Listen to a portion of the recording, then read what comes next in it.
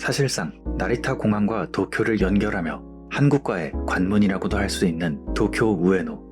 신칸센을 포함하여 수많은 노선들이 우에노역을 지나가며 일반적으로 도쿄에서 가장 큰 재래시장, 시끌벅적한 포차, 술, 공원, 그리고 노숙자 등으로도 유명합니다. 한국으로 치면 여러모로 서울의 청량리역과 비슷하다는 느낌을 지울 수 없는데요. 하지만 이곳 우에노는 도쿄에서 원조격인 박물관, 미술관들의 도시이기도 합니다. 일반적으로 미술관의 도시라 하면 국립신미술관이 있는 롯본기를 떠올리실 것 같지만 예로부터 가장 많은 국립미술관이 위치한 동네는 롯본기도 긴자도 하라주쿠도 아닌 바로 우에노이기 때문입니다.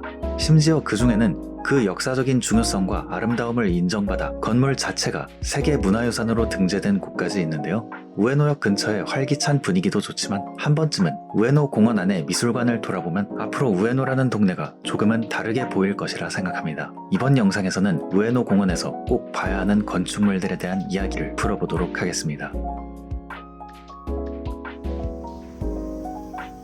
지금 보시는 것은 우에노 공원의 정문 출입구입니다. 우에노 공원 자체가 꽤 큰 면적을 갖고 있기 때문에 들어가는 루트 또한 여러 가지인데요. 당장 우에노역부터 역세권 쪽 출구와 공원 출구를 따로 구분하고 있을 정도죠. 이번에 구경할 미술관들은 공원 출구의 바로 앞쪽에 자리하고 있기 때문에 공원 출구로 바로 이동해야 하는데요. 공원의 정문에서 출발한다면 왼편의 경사로보다 오른편의 계단을 이용하는 것이 더욱 빠르며 우에노역에서 출발한다면 우에노역 상가에 이치란이 있는 쪽에 공원 출구로 바로 이어지는 육교가 있습니다.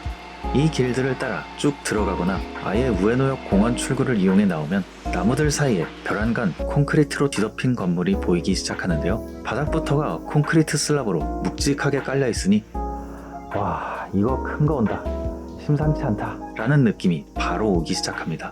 이곳은 바로 유네스코 세계문화유산으로 지정된 건축가 르 코르비제의 도쿄 국립서양미술관입니다. 그가 누구냐면 우리가 지금 살고 있는 창밖의 모든 아파트와 현대 건축물의 탄생에 정말 막대한 영향을 끼쳤으며 아인슈타인, 에드윈 허블, 월트 디즈니 등과 함께 20세기를 대표하는 인물로 꼽힌 유일한 건축가이기도 합니다. 뭔가 시작부터 끝판왕이 나타나버린 느낌인데 이게 시작부터 메인을 터트리지 않으면 보시는 많은 분들이 나가버리셔서 이런 전개 오히려 좋달까요? 미술관의 앞글자를 이용해 만든 로고까지 벌써 멋있는데요. 1959년에 만들어진 이곳은 세계문화유산으로 지정된 르 코르비제의 수많은 건축물 중 동북아시아에 위치한 유일한 건물로 그는 모듈러, 근대 건축의 5대 원칙 등 여러 개념을 정립하고 주장한 사람이기 때문에 그것들은 이곳에도 곳곳에 적용되어 있다고 합니다. 필로티의 그늘에 가려져 있던 정문으로 들어가면 네모난 건물의 정중앙에 소장품을 구경할 수 있는 상설 전시장의 입구와 홀이 자리하고 있는데요. 이곳까지는 무료로 공개되어 있으며 상설전 티켓도 500엔으로 소장품들을 생각하면 비교적 저렴한 편입니다. 가뜩이나 필로티로 들려있는 건물이기 때문에 이 로비의 경우 천장이 굉장히 높은데요. 삼각형으로 천장의 가운데를 뚫어서 체감상 더욱 높아 보이기도 하고 그 비워진 자리로 기둥과 보가 드러나 있습니다. 이 모든 것들이 그의 독자적인 단위 체계인 모듈러에 의해 배치된 간격이라고 하는데 그냥 그런 거 모르고 봐도 점과 선, 면, 도형, 그리고 공간이 한 자리에 있으니 마치 르 코르비제가 나 기하학 좋아해요 라고 대놓고 소리치는 느낌이 들었습니다.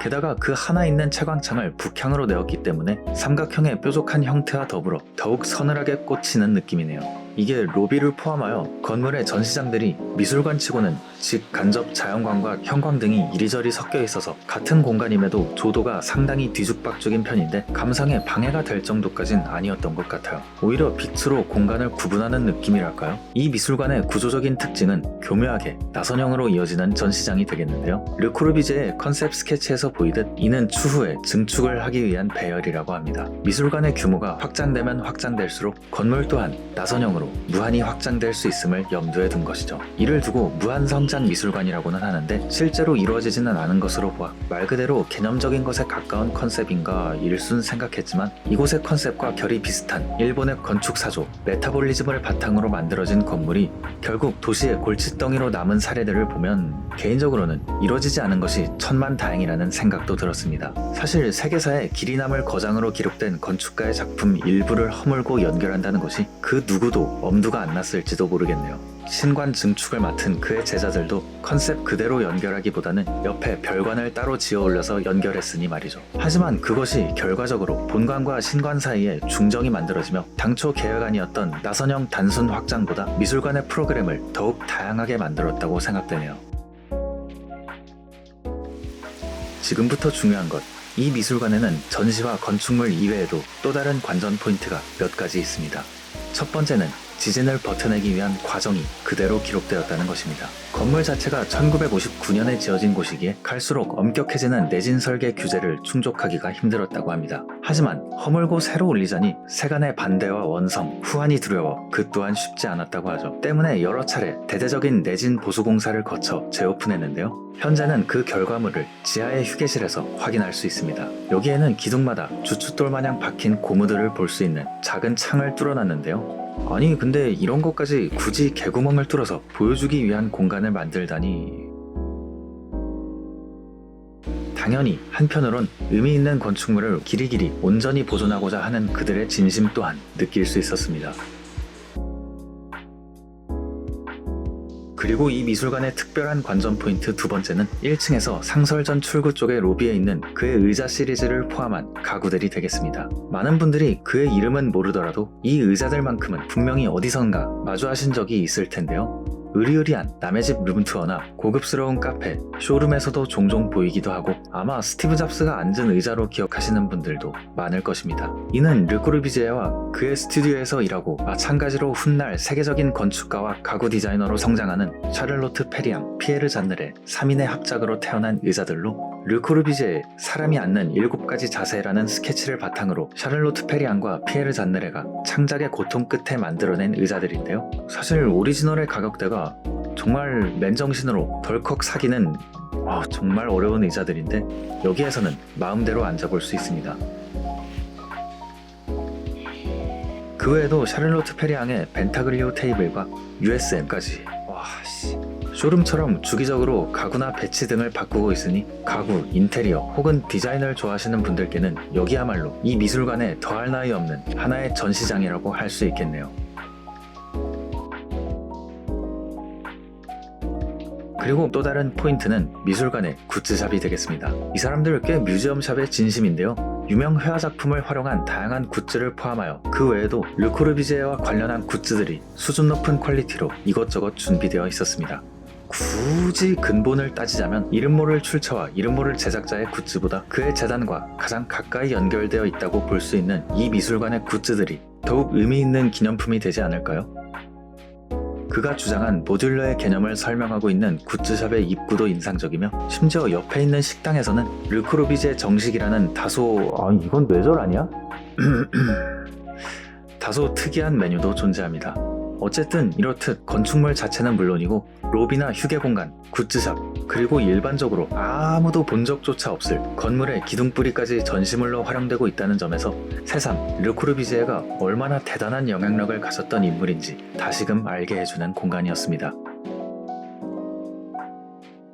그렇게 대단한 르 코르비지에, 그를 거쳐간 건축가는 수도 없이 많지만 그 중에는 제가 이전 영상에서 여러 번 소개드렸던 마에카와 쿠니오라는 건축가가 있었는데요. 후쿠오카와 구마모토에서 소개드린 그의 건축물은 붉은색 벽돌로 덮여 있었기 때문에 르 코르비지에와 딱히 관련이 없어 보이지만 그는 사실 프랑스로부터 귀국한 뒤에 일본 모더니즘 건축의 새 지평을 열었다는 평가도 받고 있습니다. 우에노 공원도 이 서양미술관을 포함해 그때부터 본격적인 현대화에 착수했기 때문에 이곳에는 그의 흔적 또한 아주 많이 남아있는데요. 지금 맞은편에 보이는 넓다란 콘크리트 건물 역시 그 시기 마에카와 쿠니오의 대표작인 일본 최초의 콘서트홀 도쿄 문화회관으로 그가 르 코르비지에로부터 받은 영향이 가장 강하게 남아있는 장소이기도 합니다. 정면에서 봤을 때 얇은 기둥 위에 콘크리트로 된 묵직한 처마가 올려져 있는데 각도가 위로 갈수록 넓어지니 마치 거대한 배처럼 보이기도 하죠. 이 처마를 포함하여 창문의 샤시를 이리저리 쪼갠 것도 르 코르비지에의 건축물로부터 배운 것 같기도 하고요. 심지어 바로 앞에 서양미술관과의 통일성을 어느 정도 가져가기 위해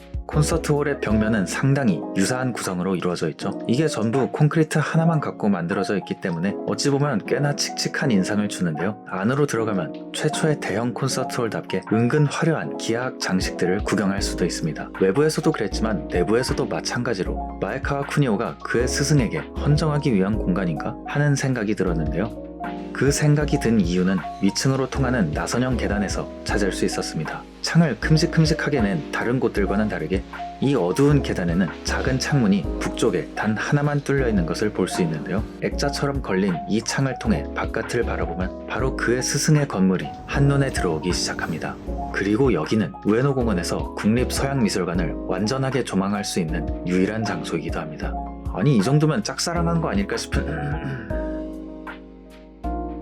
세계 최고의 모더니스트 건축가 아래에서 배우고 일본 최고의 모더니스트 건축가가 된 마에카와 쿠니오의 스승에 대한 감사함이 표현된 공간은 아닐까 괜히 혼자 흐뭇하게 생각해봅니다. 이렇게 오늘은 제가 생각하는 우에노 공원에서 꼭 봐야 하는 장소를 다뤄봤습니다. 우에노 공원에는 이외에도 수많은 박물관과 도서관 등 문화시설이 자리해 있는데요.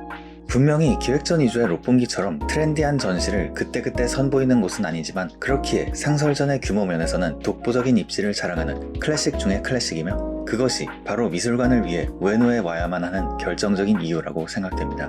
이번에 준비한 영상은 여기까지입니다. 끝까지 시청해주셔서 정말 감사합니다. 풀어봤어 X였습니다.